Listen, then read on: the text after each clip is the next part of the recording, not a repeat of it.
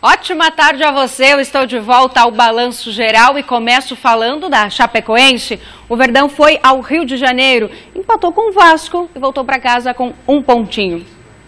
Melhor no primeiro tempo, a equipe carioca saiu na frente aos 24 minutos. Aproveitando a falha de Reinaldo, Madison cruzou para André Rios mandar para a rede. No segundo tempo, reação da Chape, com Reinaldo, que se redimiu. De fora da área, mandou por cobertura, num chute sem querer, para marcar um golaço e dar o empate ao Verdão. Como resultado, a Chapecoense vai a 32 pontos no campeonato. Boa tarde, seja muito bem-vinda. De volta das férias, descansou saudade, bem? Com certeza, né? Que bom. Sempre descansa Ótimo. bem, saudade de todo mundo Que aqui. bom. E Nós agora também nós estávamos. Voltamos então, né? Para falar desse resultado que não é de todo ruim, não. Empate fora de casa sempre é bom, né? Sempre é bom, claro, sempre é bom. Empatar fora de casa, primeiro tempo a Chapecoense não jogou bem, o esquema adotado não deu lá muito certo, o time muito atrás, muito recuado. Né, o Vasco criou as melhores oportunidades no primeiro tempo, fez 1-0 num erro, numa infelicidade do Reinaldo, deixou a bola escapar, o Madison cruzou e o Andrés Rios sozinho, a gente vê aí, foi uma infelicidade, né, poderia ter dominado a bola e quem sabe até saído jogando o Reinaldo, mas errou e acontece, né, o Madison aproveitou para cruzar e o André Rios, completamente livre, fez 1-0. E o Vasco, além do gol, teve outras boas oportunidades para marcar. Mas o grande lance da Chapecoense no primeiro tempo foi um lance do seu Wellington Paulista, né? Poderia ter quebrado o jejum de 25 jogos sem marcar gols, porque o goleiro Martin Silva entregou uma bola de graça para o Arthur Caíque, recuou pro Wellington Paulista e ele acabou chutando para fora. Mas no segundo tempo a Chapecoense melhorou, o Emerson Cris tirou o volante, o Eli Carlos, e colocou o Dodô, o time ficou mais solto, mais leve, mais ofensivo, e aí equilibrou o jogo, empatou o jogo neste gol. Neste golaço do Reinaldo, é gol para derrubar o comentarista, né? Porque eu enchi a bola dele. Lá na Rádio Chapecó, eu falei, olha que golaço do Reinaldo. Levantou a cabeça, viu o goleiro adiantado, meteu lá na gaveta, lá na furquia, lá onde que dorme a coruja. Aí depois o menino Reinaldo vai e diz que tentou cruzar a bola pro Arthur Caíque, né? E ela foi lá na gaveta. Se tentou cruzar ou não, não interessa. Não, isso é para quebrar as pernas do... É para quebrar as pernas do... Teve o comentarista lá da Vang FM, o popular Boca, que disse, não, ele deu uma cavadinha. E nós, todo mundo, enchemos a bola dele, porque, né, gol de categoria, gol de quem conhece, gol de quem sabe, viu o goleiro adiantado, meteu por cima. E aí depois do jogo ele vai com a maior cara de pau e diz, não, eu tentei cruzar a bola e ela acabou entrando. Não interessa. O que interessa é que foi o gol que deu o empate 1-1, somou mais um pontinho fora de casa. E se aperta um pouquinho mais no segundo tempo, poderia até ter vencido. Mas ficou de bom tamanho, por quê? Impediu o Vasco, que é do mesmo campeonato que a Chapecoense, de somar 2 pontos dentro de casa. E nas últimas 3 partidas, é bom lembrar disso, vitória contra o Grêmio fora, vitória contra a Ponte Preta em casa e empate contra o Vasco. Então, de 9 pontos, sendo 2 jogos fora de casa, a Chapecoense somou 7 pontos. E o que é bom também, nestas 3 partidas, que é o que interessa no Campeonato Brasileiro, o time tomou apenas um gol. Em 3 jogos, 1 gol. Então, é sinal de que o time está se consolidando no sistema defensivo e isso é importante. Só melhorar um pouquinho na parte ofensiva para fazer uma campanha mais tranquila. Nada a comemorar. A peleia na parte de trás está complicado. 2 pontinhos apenas, a Chapecoense está fora da zona de rebaixamento, mas é o que conta, né? O negócio é pensar jogo a jogo e o próximo só dia 11 deste mês, aí outra pedreira contra o Botafogo, também lá no Rio de Janeiro. Por hora, está de bom tamanho. E olha, nos outros jogos da rodada, vitória do São Paulo, que depois de 5 rodadas deixou a zona do rebaixamento. O Atlético Mineiro, com o novo técnico, também venceu. E o Avaí, hein, perdeu para o lanterna o Atlético Goianiense na ressacada. Já o Vitória continua a recuperação no campeonato e somou mais 3 pontos fora de casa. Vamos aos gols. Apoio não faltou. O torcedor estava lá. O time do Avaí, pelo jeito, não. Principalmente quando o Andrigo, do Atlético Goianiense, colocou uma bola na trave. E na hora que o Capa fez o pênalti, então, Luiz Fernando cobrou e não desperdiçou. Já o Williams, que perdeu esse gol, bom, nada a declarar. A confirmação da derrota veio com o atleta que continua com muita fome. De gols, claro. Walter, com categoria, fez uma obra-prima. 2-0 Atlético Goianiense. Mais consistente na primeira etapa, o Cruzeiro fez 1-0 nesta cabeçada do baixinho Rafinha. A arbitragem marcou impedimento em 2 gols do Corinthians. O lance que teve o arremate de Balbuena foi o que mais gerou reclamação. Ameaçado, o Cruzeiro partiu em busca do segundo gol e se expôs aos contra-ataques do Corinthians. Rodriguinho obrigou Fábio a espalmar para escanteio. Numa outra tentativa, a equipe paulista descolou um pênalti depois que o zagueiro Murilo levou a mão à bola. Cleison encarou o goleiro Fábio e levou a melhor. Empate no Mineirão, Cruzeiro e Corinthians, 1-1. Num jogo que teve homenagem ao atacante Roger do Botafogo, diagnosticado com câncer no rim, a equipe carioca viu Vitória sair na frente. Depois que Trellis chutou na trave, David sozinho mandou pro gol. Após a cobrança de falta, a bola sobrou para Brenner empatar a partida. O árbitro marcou pênalti para o Botafogo. Brenner marcou o segundo dele. Já aos 43 minutos do segundo tempo, André Lima deixou tudo igual de novo. E no último minuto, Danilinho deixou dele. 3-2 para o Vitória no Engenhão.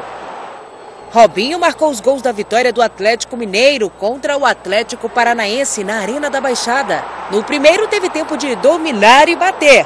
Um golaço. No segundo chutou de primeira, 2-0 para o Galo. Na primeira vez que encostou na bola, Sidão deu um passe para fora do campo. Os jogadores do Sport marcaram em cima e a torcida chegou a pegar no pé do goleiro do São Paulo. Jogo tenso. Teve até bola no travessão, mas o tricolor paulista reagiu. Na primeira chance, Marcos Guilherme chutou em cima do goleiro Magrão. Na segunda oportunidade, ele marcou. São Paulo, 1-0. Mas no fim do jogo, o juiz deu 5 minutos de acréscimos. Tempo suficiente para testar os nervos do torcedor do São Paulo mais uma vez. Foi aí que brilhou a estrela do goleiro Sidão. Aos 49 minutos, ele salvou o time na cabeçada de Tomás. E aos 50, outra cabeçada perigosa, desta vez de Henriques. E mais uma grande defesa do goleiro Sidão, que garantiu a vitória e a saída da zona de rebaixamento. Tá aí o São Paulo respirando um pouco mais aliviado no campeonato. E em Porto Alegre, o Grêmio encerrou o jejum. Depois de 3 jogos sem vitória, o tricolor venceu e se mantém na 3ª colocação. O Grêmio, que nesse jogo marcou o 100º gol da temporada. Somente um time marcou mais que o Grêmio nessa temporada, que é o Flamengo, que fez 110 gols. Vamos ao jogo. O Grêmio segue vivo na briga pelo título do Campeonato Brasileiro. Eu acho que o mais importante de tudo hoje foi que nós conquistamos mais uma vitória. Ganhamos mais 3 pontos. O nosso objetivo é estarmos sempre lá em cima, continuar brigando pelo Campeonato Brasileiro. Na pior das hipóteses, por uma vaga na Libertadores. O time de Renato Portaluppi recebeu o Fluminense na Arena Grêmio, em Porto Alegre, com time misto, mas focado em vencer. No primeiro tempo, foram pelo menos 4 chances de gol, em que Diego Cavalieri salvou. Foi no segundo tempo que Beto da Silva conseguiu vencer as defesas do goleiro do time carioca e fazer a rede balançar aos 40 minutos. O placar de 1-0 fez o Grêmio quebrar o jejum de quase um mês sem marcar pela competição e atingir 46 pontos, mantendo o 3º lugar, com apenas 1 ponto atrás do Santos. O Fluminense está com 31. A situação começa a complicar para o Fluminense. Vamos ver como ficou a tabela de classificação, então, depois desses confrontos. Lembrando que hoje à noite, Ponte Preta e Flamengo encerram, então, essa rodada do Campeonato Brasileiro, que segue com o Corinthians na liderança, 55 pontos. O Santos é o segundo com 47, o Grêmio 1 ponto a menos, 46, é o 3º colocado. Palmeiras tem 43, o Cruzeiro 41, o Botafogo 40. E aí, se o campeonato terminasse hoje, teríamos G7, porque o Cruzeiro já está na Libertadores por conta do título, né, da Copa do Brasil. O Flamengo é o 7º com 39 pontos. E aí, com 34, Atlético Paranaense e Atlético Mineiro. O Vasco tem 32, o Vitória, olha a recuperação do Vitória, está em 11º, 32 pontos, mesma pontuação que a Chapecoense, que aparece na 12ª colocação. O Bahia, 13º com 31 pontos, a mesma pontuação que o São Paulo, Fluminense, e aí o Sport é o 16º com 30. mesma pontuação que o Avaí e que já aparece aí na zona do rebaixamento. Ponte Preta e Coritiba têm 28 pontos e Atlético Goianiense segue na lanterna com 25 pontos. A gente percebe, Badá, que a diferença aí nos últimos colocados é de 2, 3, 1 ponto até mesmo, né? Portanto, campeonato bem bagunçado ainda na parte de baixo da tabela. Muito equilibrado, muito equilibrado. Se a gente perceber ali do Vasco da Gama, que tem 33 pontos para baixo, são 3 pontos apenas da diferença para a zona de rebaixamento. E não dá nem para tirar, até o próprio Atlético, que ontem ganhou, foi para 34, mas é 4 pontinhos. Né? Chapecoense a 2 pontos, o Avaí conseguiu perder para o Lanterna, exemplo do que já havia acontecido com a Chapecoense e com a Ponte Preta, perdeu em casa para o Atlético de Goiás, está na zona de rebaixamento. Então vai ser uma briga de foice no escuro, todo pontinho é bem-vindo. Mas ainda se mantém aquela projeção de 45 pontos para permanecer na Série A. E se for a necessidade de 45 pontos, a Chapecoense precisaria de mais 13, ou seja, precisaria de mais 4 vitórias e um empate em 12 jogos, sendo 6 jogos em casa e 6 jogos fora. Então, a situação, se você olhar na tabela de classificação, não é tranquila, não é confortável. Apenas 2 pontinhos separa a Chapecoense da zona de rebaixamento. Mas a projeção, se mantendo desse jeito, e tem tudo para se manter, porque a disputa vai ser muito forte, dá para a gente ter uma esperança boa aí de que a Chapecoense busque essa pontuação necessária para permanecer e, de preferência, com tranquilidade na Série A, que é aquilo que todo mundo quer.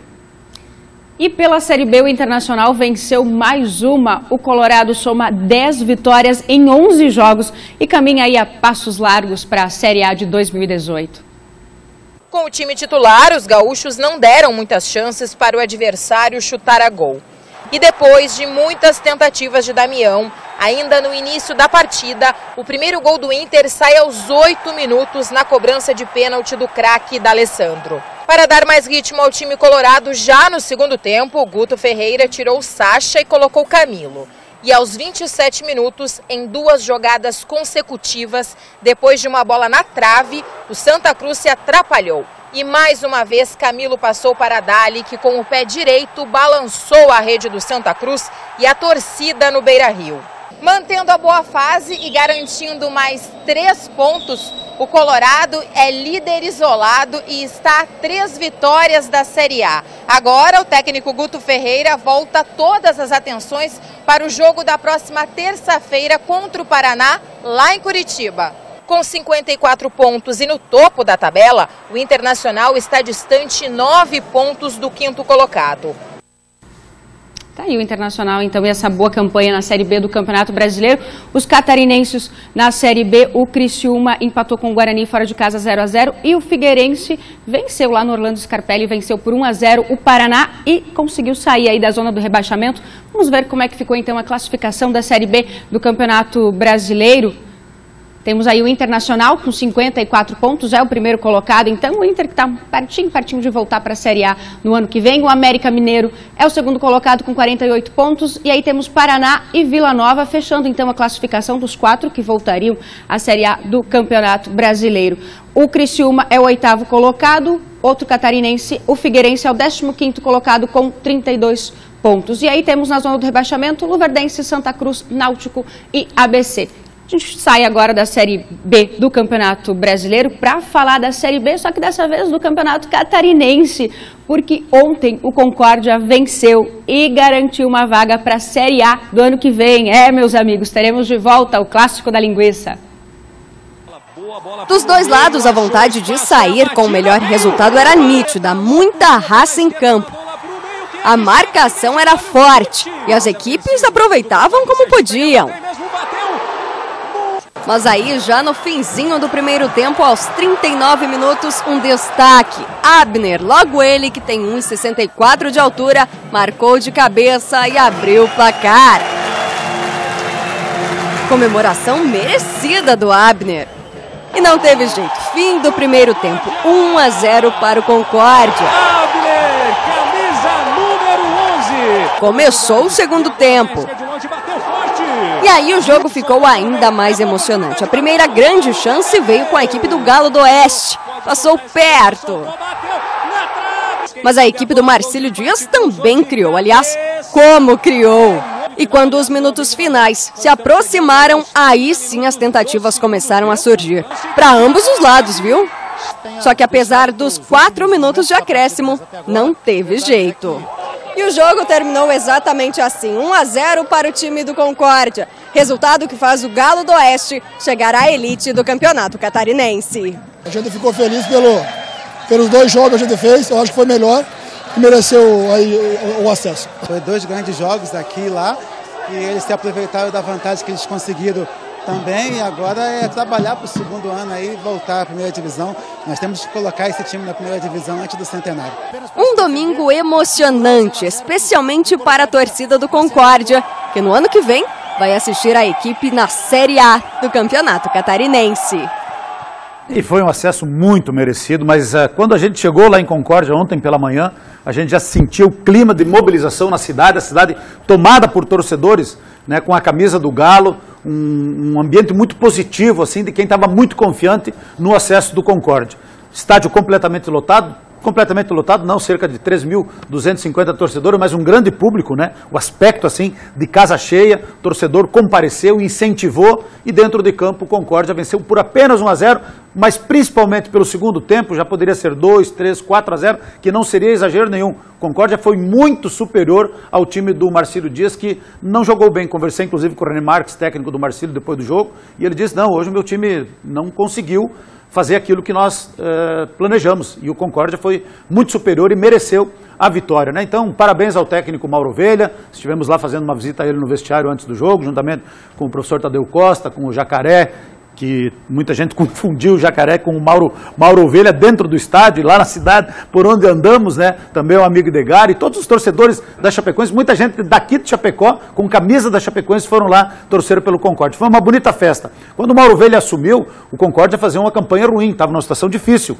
né? Mas depois eu conversei com o Segala lá também, que era ex-goleiro do Concórdia e diretor de futebol, o próprio Wilton, que também faz parte da comissão técnica. A gente está vendo que fizeram um trabalho muito organizado, um trabalho sério e que deu resultado com esse merecido acesso. Então, parabéns ao Mauro Ovelha, mais um belo trabalho realizado aí pelo professor Cláudio, que é o preparador físico também, todo o grupo de jogadores, né, jogadores experientes com alguns jovens jogadores e com o apoio da comunidade, da imprensa de Concórdia, que é muito forte, também deu apoio aí nessa reta de chegada. Isso tudo foi fundamental para o acesso merecido do Concórdia depois de 6 anos, né? A última vez que disputou a primeira divisão foi em 2006. E agora volta pelas mãos do Mauro Ovelha para a primeira divisão e o ano que vem teremos Chapecoense e Concórdia, o clássico da linguiça, na primeira divisão. Mandar abraço para todo mundo que nos acompanha lá é impossível, porque impressionante a audiência que nós temos lá em Concórdia, né? Mas um abraço que não pode faltar é para o seu Vilmo Belincanta, que me encontrou lá, me deu o cartãozinho. Não te esqueça de mandar um abraço para mim. Seu Vilmo, um abraço para o senhor, obrigado por nos acompanhar e um abraço também para o prefeito Rogério Mendonça,